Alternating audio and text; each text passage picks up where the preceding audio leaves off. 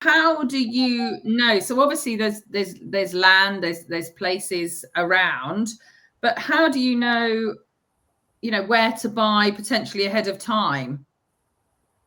We'll cover that, I think, with the next one as well. So I'll answer that. I'll move on to the next project, and then I'll kind of cover that question, if that makes sense.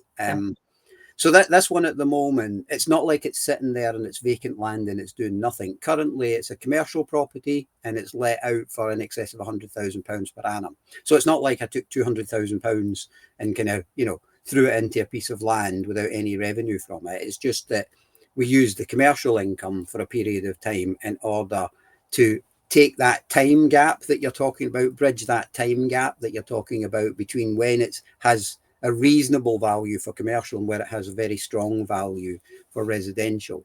So if we take this commercial development, it's similar. So this is a 4.7 acre site.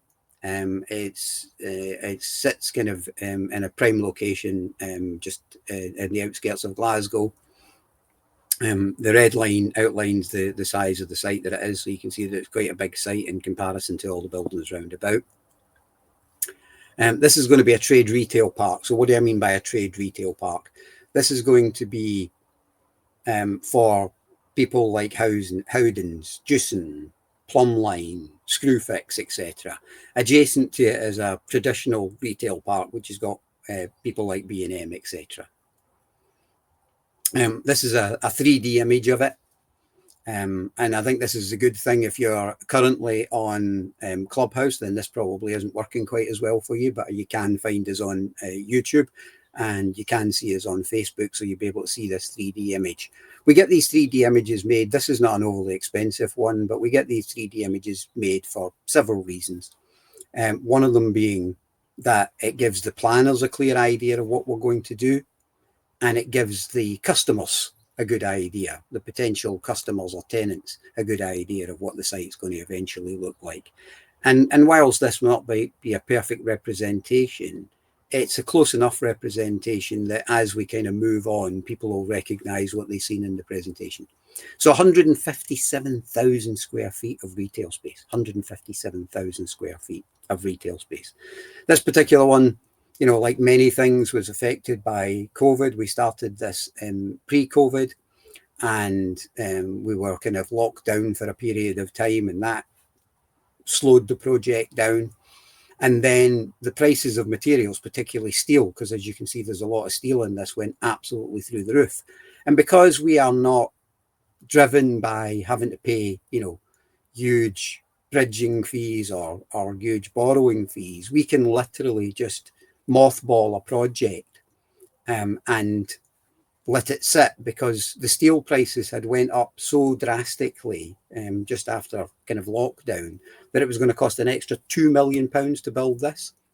Now, as you'll see when we get to the final figures, that wouldn't have stopped it making profit, but it would have taken £2 million kind of off of the bottom line. And because we own the site, we just decided to mothball it, and we can do that because we bought the site at a reasonable value, and we can just mothball it for a period in time until steel prices have started to come back down again, which they are much more realistic now than they were previously. The numbers on this one, we paid $335,000 for it. That's all the costs. That's legal costs and stamp duty and all of the other costs involved. That's the site hours.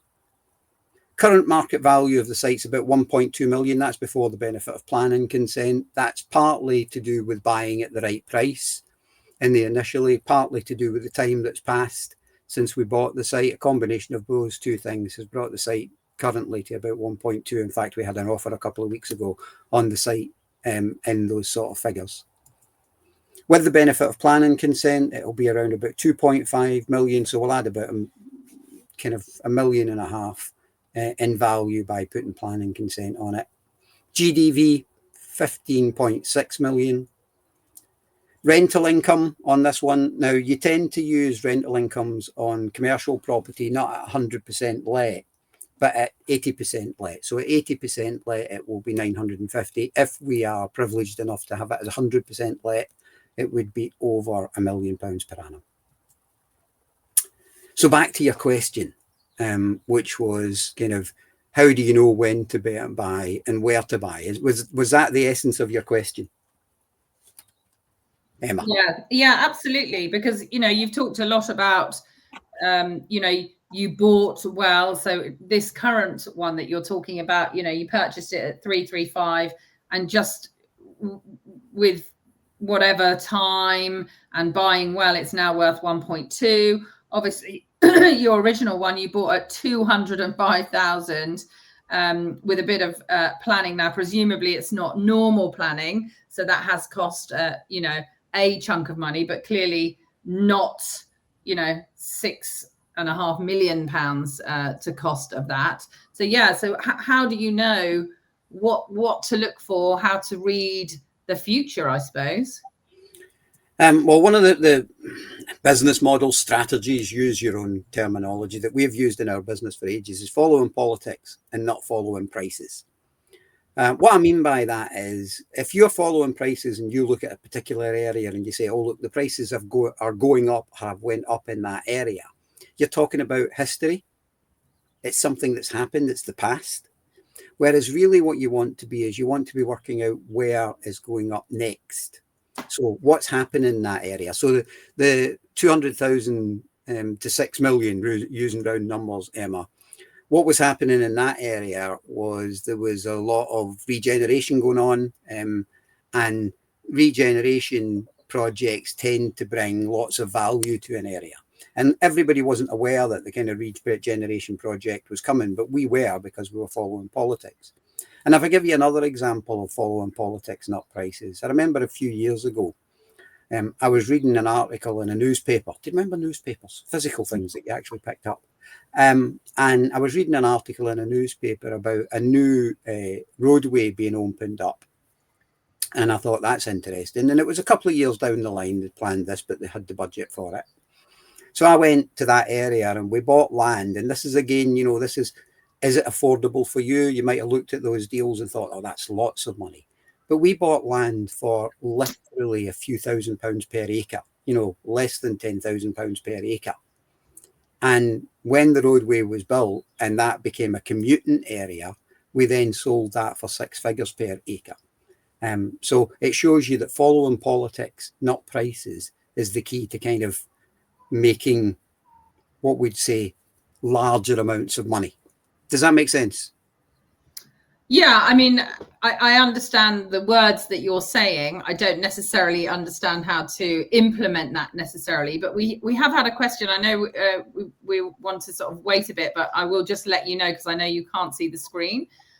So Toyosi, I hope I'm saying that correctly, Toyosi, has said, what was the buying strategy for the trade retail part? Was this an auction purchase?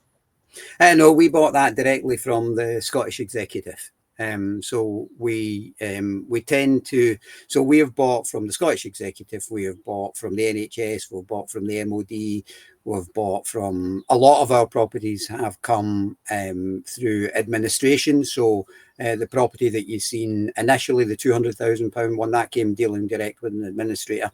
Strangely enough, we have bought at auction, and I have no issue with buying at auction, but we bought those ones kind of direct to vendor, as you would call it, but the vendor tends to be really big companies. I have a theory on that, which is that if I'm trying to buy Mr. and Mrs. Jones's house, which I don't tend to do, that's their biggest asset, and they really want as much for it as humanly possible. Whereas if I'm buying larger companies' liabilities, you know, property they no longer need or want, then that helps me a great deal in my purchasing. Does that make sense? Yeah, definitely. And it's Toyo. She said, hey, Paul, it's Toyo from Clubhouse. Hi, Toyo. Long time no speak.